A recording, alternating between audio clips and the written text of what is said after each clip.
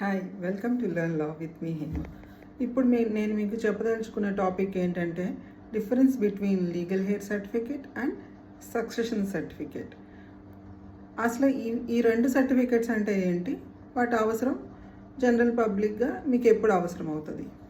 So previous వీడియోలో చెప్పినట్లు ఒక పర్సన్ ఇంటెస్టెడ్గా ఒక వీలునామా రాయకుండా చనిపోయినట్లయితే కనుక సో అతనికి వారసులు ఎవరు, అతనికి ఉన్న ఆస్తికి ఎవరెవరకు క్లెయిమ్ చేసుకోవచ్చు అన్న పర్టికులర్ ఆస్పెక్ట్ మీద I will tell you difference between legal heir certificate and succession certificate.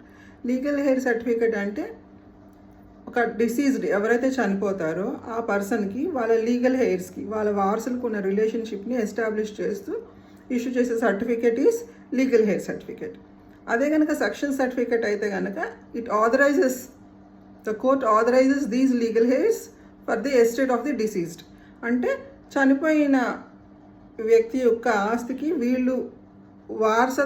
వీళ్ళే వారసులు అని ధృవీకరిస్తూ వీళ్ళని అతని ప్రాపర్టీస్ మీద రైట్స్ క్లెయిమ్ చేసుకునే రైట్ని కోర్టు డిక్లేర్ చేస్తుంది. So this is the main difference between legal heir certificate and succession certificate. So legal heir certificate ఎవరు issue చేస్తారు అంటే కనుక ఆ పర్సన్ ఎవరైతే చనిపోయారో ఆ పర్సన్కి వీళ్ళు వారసులు అని మనకి municipal authorities like VRO, revenue offices, tahsildar offices వీళ్ళు ఇష్యూ చేస్తారు. సో వీళ్ళు ఇష్యూ చేయాలి అంటే మీకు కావాల్సిన డాక్యుమెంట్స్ ఏంటి అంటే కనుక ఆ పర్సన్ యొక్క డెత్ సర్టిఫికేట్, దెన్ ఆ పర్సన్ యొక్క ఆధార్ కార్డు, మీ ఆధార్ కార్డ్స్, ఇఫ్ పాసిబుల్ మీ దగ్గర ఫ్యామిలీ మెంబర్ సర్టిఫికేట్ ఉంటే కనుక ఆ సర్టిఫికేట్. సో ఇవన్నీ తీసుకువెళ్ళి మీరు రెవెన్యూ డిపార్ట్మెంట్ లైక్ విఆర్ఓ ఆఫీస్లో ఇస్తే కనుక వాళ్ళు మీకు ఇష్యూ చేస్తారు లీగల్ హెయిర్ సర్టిఫికేట్. సో ఈ లీగల్ హెయిర్ సర్టిఫికేట్ మీకు రావడానికి ఒక 15 to 30 days పడుతుంది. సో ఈ లీగల్ హెయిర్ సర్టిఫికేట్స్ తెచ్చుకున్న తర్వాత మీరు ఎలాంటి ప్రాపర్టీస్ క్లెయిమ్ చేయొచ్చు అంటే కనుక ఆల్ ద ఇమ్యూవబుల్ ప్రాపర్టీస్, అంటే స్థిరాస్తులు ఏవైతే ఉన్నాయో అవన్నీ లీగల్ హెయిర్స్గా ఆ పర్సన్ యొక్క వారసులుగా మీ పేరు మీదకి ట్రాన్స్ఫర్ చేసుకునే రైట్ మీకు వస్తుంది. అంతేకాకుండా ఆ పర్సన్ యొక్క పెన్షన్ అమౌంట్స్ కానీ, ఆ పర్సన్ యొక్క గ్రాట్యుటీ అమౌంట్స్, దెన్ ఇన్సూరెన్స్, ఆ పర్సన్ ఇన్సూరెన్స్ క్లెయిమ్స్, ఇవన్నీ కూడా మీకు క్లెయిమ్ చేసుకునే రైట్ మీకు వస్తుంది బై అబ్టైనింగ్ లీగల్ హెయిర్ సర్టిఫికేట్. వేరే సక్సెషన్ సర్టిఫికేట్ అంటే కనుక అది ఎవరు ఇష్యూ చేస్తారంటే courts, civil courts, district courts issue చేస్తాయి.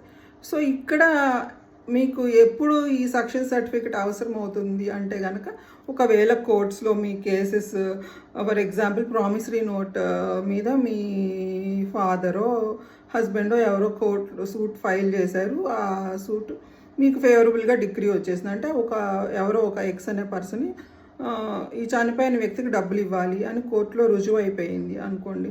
సో దాన్ని ఎగ్జిక్యూట్ చేయడానికి మనం ఎగ్జిక్యూషన్ పిటిషన్ అనేది ఫైల్ చేస్తాము.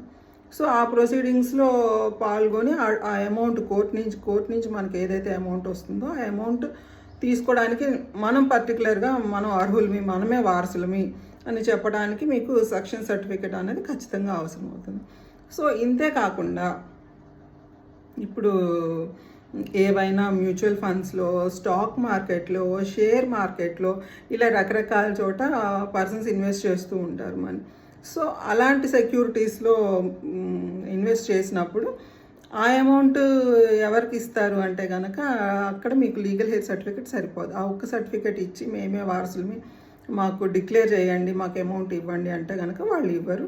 సో అలాంటప్పుడు మీకు ఖచ్చితంగా సక్సెషన్ సర్టిఫికేట్ అనేది అవసరం అవుతుంది. సో ఈ సక్సెషన్ సర్టిఫికేట్ అనేవి మీకు కోర్ట్స్ నుంచి రావడానికి మినిమం 3 to 6 months టైం అయితే పడుతుంది.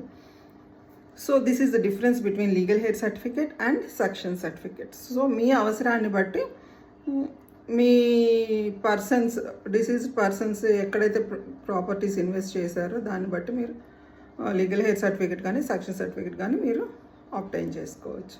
చట్టాలను అందరూ ఖచ్చితంగా తెలుసుకోండి, గౌరవించండి, బాధ్యతగా జీవించండి. Thank you.